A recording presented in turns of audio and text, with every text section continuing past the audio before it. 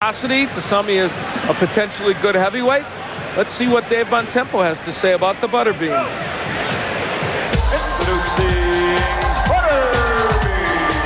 Forget you ever heard the name Eric Esch. It's Butterbean.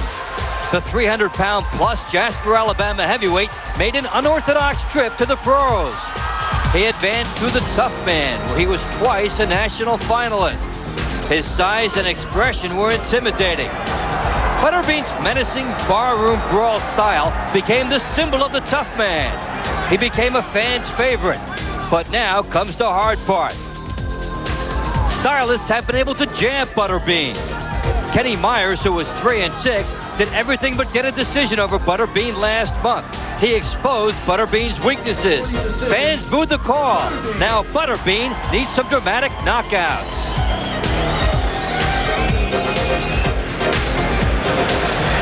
There is the matchup. Butterbean, Eric Esch against Pat Jackson. You have seen the Butterbean, as Dave pointed out in that nice highlight package so many times. And here comes Pat Jackson, who is a fledgling pro. He is just 1-1. He's a big guy by most standards, 6'5" and 273. But in terms of weight, anyway, it's amazing when you're 273 to be outweighed by about 50 or 60 pounds by your opponent. What a novel experience indeed. And Jackson selected here, expected not to move too much. They're trying to get Butterbean a stationary target, somebody who can be right in front of him, where they think that will bring out his best work. Well, he's had trouble, Butterbean has, with boxers. There he is. Fans like him. He was in the Tough Man contest, as Dave pointed out. Did not win it, but finished second twice. And he is an intriguing figure just to look at. And he's got some power when he can land his punches against you.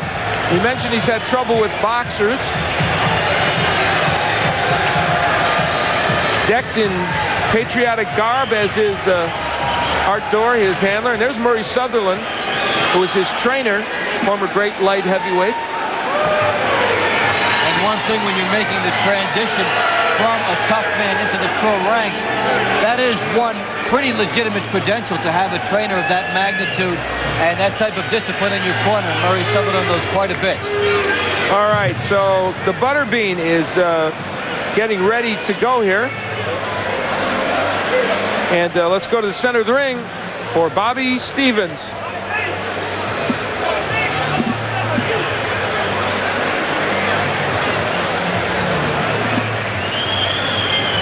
Ladies and gentlemen, 4 rounds of boxing in the heavyweight division. Introducing first, in the red corner, wearing the black trunks from Montgomery, Alabama, weighing in at 273 pounds with a record of 1 win and 1 loss. Let's give a big round of applause for Pat Jackson.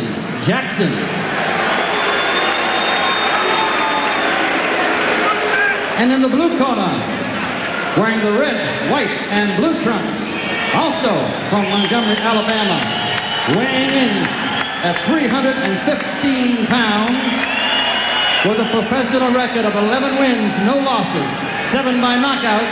Ladies and gentlemen, big round of applause for Butterbean. Oh, that's love. Your referee for this bout, Terry Wood. I should have given you pre-fight instructions earlier. I expect you to obey my commands at all times. You protect yourself at all times. Touch the gloves, go to the corner, wait for the bell. Well, we are set to go. That is Pat Jackson, the 6'5", 273-pounder. Came in here with a 1-1 record. And across the way, Butterbean, as he's known now, Eric Esch, who comes in here with that undefeated record. Now, the last time out here on ESPN, you saw him against Ken Myers in a bout we did over in State Line, Nevada, at Buffalo Bills. And in truth, we thought that Myers outboxed Butterbean, but the Bean got a decision. And he told us this morning, and he showed evidence now, he said, I'm going to go back to fighting the way I was in a Tough Man. He said, I'm really going to go after these guys. Well, he has to try to walk through his opponents more and fight more instinctively. If he tries to get too fundamentally oriented, which over the long haul he needs, it might hurt him in some of these fights here. Jackson moving, and that's what you do against him. You also jab. You can't miss the Butterbean with a jab. Now, he says he's working on that a little bit, and these people wanting to be more aggressive, and they think that'll take away the jab instead of him just standing on the outside like now. Well, he might be in that crosshair when offensive fighters try to incorporate some defense into their plan. Sometimes it takes away a bit of their aggressiveness. Well, they may have wanted Pat Jackson to stand in front of him, but guess what? He's not cooperating. Hey, he may have had his own fight plan. Go figure. What a lucky guy. We're in round one. He utilizes every inch of the ring, and he wishes it was bigger. It is scheduled for 4. Jackson using the jab and the straight right hand getting in against Butterbean. Also, now you have to make Butterbean move more. If you just give him the center of the ring, which thus far Jackson has done, then he can hone in, cut off the ring, and get in tight on his punches here. Now Jackson is not running, he's moving, but the crowd didn't like him moving. They want to see him brawl with Butterbean, and believe me, Butterbean wants to see that. Terry Wood, the referee, to say he has his hands full is the understatement of the decade.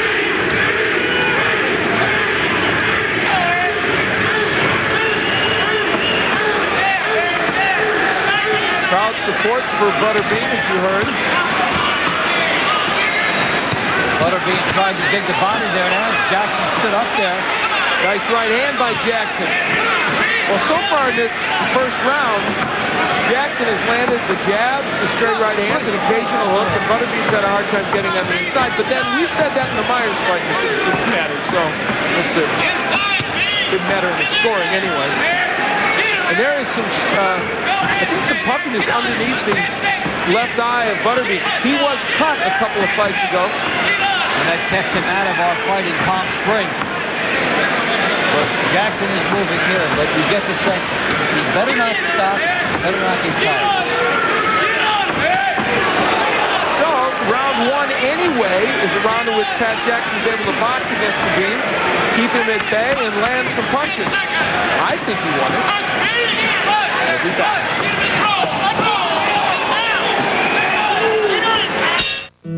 Well, Jackson on the bicycle, watch the left hand here. Gets Butterbean under the eye, and that may have been where some swelling starts. And there is a little blood trickling also. We're in round 2.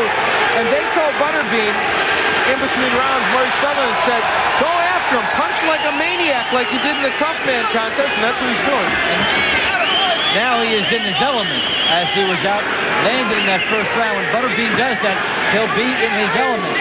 At this level, maybe he simply has to walk through guys, even if he eats something, and try to land one big shot to turn the fight around. We're in round 2. It is scheduled for 4. And in this round, Jackson has moved less, as Dave predicted he might. He's been hit with 2 shots by Butterbean. There's the jab by Jackson. Again, that's not a hard punch to land. He holds on to Butterbean. The Bean smacks him on the back of the head. The second round of what is scheduled for 4. Al Bernstein along with Dave Bontempo here at the Pontchartrain Center in Kenner, Louisiana. The Treasure Chest Casino is our sponsor of this event. Our host. We have a nice crowd here too. Very good crowd. And they are into this fight. Good right by Butterbean. He may have hurt Jackson. And they're waving him on. Jackson moving straight back. That's not what he wants to do here. And Butterbean sensing that. Closing the distance. Jackson's tired. He doesn't have too much on his punches either. And he is going to be begging for a right hand here unless he can get on that bicycle. This fight is kind of in slow motion at this moment. There's some swelling underneath the left eye of Butterbean.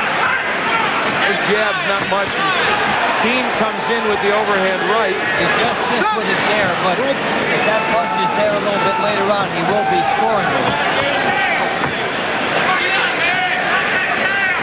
Butterbean is undefeated at 11-0. And this is the level of opponents he has primarily fought. Well, Jackson had some effective movement in round 1, and this round has been ineffective movement. When he has been doing something, he's not punching off it, and he's moving straight back too much. And Butterbean's still having a hard time hitting him. He's got a look on his face, and Butterbean's like, come on, just stay in one place, will you? Well, and you hit on it, Dave. Now Jackson is just kind of in a survival mode. He's not punching much. I don't think he has much on the punch. He's so tired. Jackson is about ready to fall down. He's in a place he cannot afford to be in this bout. Very little offensively coming from Pat Jackson. So Terry Wood saying he'll take a point away from Jackson. Can't even stand up. We'll be back for round 3. What?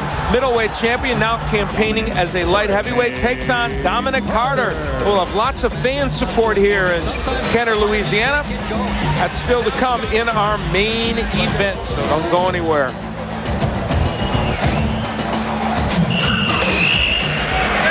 That's Butterbean, who picked things up in the second round. See the badge of honor he has from those jabs that Pat Jackson is landing. Dave, Pat Jackson looked so tired at the end of that first round. The second round, I thought he was going to fall down. Well, exactly. He is a candidate for early retirement in this fight. There's nothing left in the gas tank, and he's down to 13 punches. Butterbean up to 22. Nothing can be measured is the stamina of Jackson, which is non-existent. He is a target. Terry Wood better be very much on top of this here, because Jackson is a candidate to go down and maybe not to fight too much.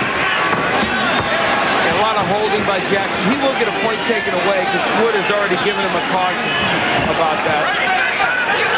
And he's holding the ropes for support now. And if you ever wanted to define the word reluctance, it's the face of Jackson. And let's put things in perspective. Last time that Butterbean fought Ken Myers, he fought a little bit this way, but also was very active in throwing punches. But Jackson is just moving around, not doing much of anything. So, well, his gas tank has betrayed him, and he's trying to skate through 6 more minutes here. And that is a tough situation. Well, they didn't find somebody who was stationary, but there's Jackson landing right hands. Not much behind that. He just reaches out to hold on. Good body work by Butterbean. That's a good idea by him, no? Yes, get on the inside, pound away, and the head will open up. And boy, Jackson just wants to drape his arms around him. His hands are down. He would not care if he was disqualified. No, not at this juncture. He's got nothing left at all. I mean, he could land a right hand as he did earlier, but he just can't throw it. A little over a minute left to go here in round 3. I don't know if this will go that much longer. Pat Jackson is really tired. Well, there you see what you can do when you stay on the outside and throw punches against Butterbean. You can land. Frustration showing on Butterbean there. Butterbean should try a left hook to the body, then go upstairs. Now he's uppercutting. The interesting thing, Dave, is he hasn't really hurt Jackson that much with these punches. It's just that Jackson is tired. Well, now he's throwing the tough man type punches. They told him, get inside, just get the hands moving. It is better than nothing, and it would give him this fight here if he continues. Half a minute left to go in round 3. The big fellow in the red, white, blue trunks is called Butterbean. The other gentleman is Pat Jackson. And this is what you would call your basic 4-round heavyweight fight. It should have been scheduled for 3. Yeah, thank you. We will return for more here in Kenner, Louisiana. Stay with us. That is Terry Wood, the referee. And as we were going away, watch what happened. Unfortunately, he walks into the best punch of the fight. At the end of the round, he's separating the fighters. And referees cannot protect themselves at all times the way fighters do. And we've seen referees get hit in the past. That might be one of the most dramatic shots he walked into. Boy, that's combat pay right there. Well, the fight is stopped not because Terry Wood got knocked down, but because Pat Jackson doesn't want to go on. And one happy guy is Terry Wood, who doesn't have to ref anymore. Well, the Bean, does he get a double knockout on this one? He certainly should. I don't think that Terry Wood would have been too close to the action in that round. So that's Pat Jackson, who is now 1-2. Truthfully, not really equipped to come in here and do battle.